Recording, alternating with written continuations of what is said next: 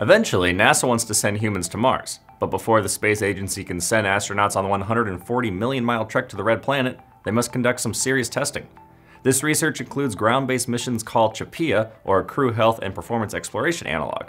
These missions involve a 4-person volunteer crew living full-time in a Mars simulation habitat called the Mars Dune Alpha for 1 year.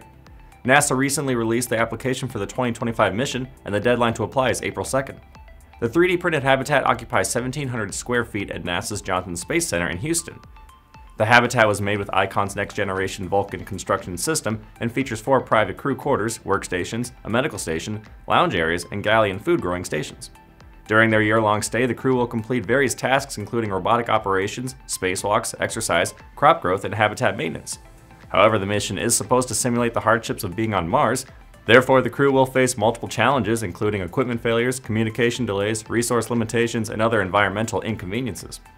The latest casting call serves as the second of 3 CHAPEA missions. The first crew checked into the Mars Dune Alpha last June and are scheduled to finish their mission this July. Last month, the team celebrated the 200-day mark. During their time in the simulation, the crew reported growing and harvesting crops, participating in Mars walks, and taking part in biological and physical science investigations.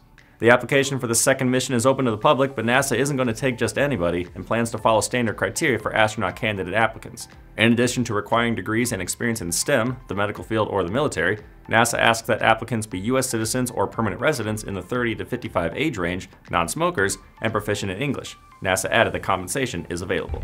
I'm Nolan Beilstein, this is Manufacturing Now.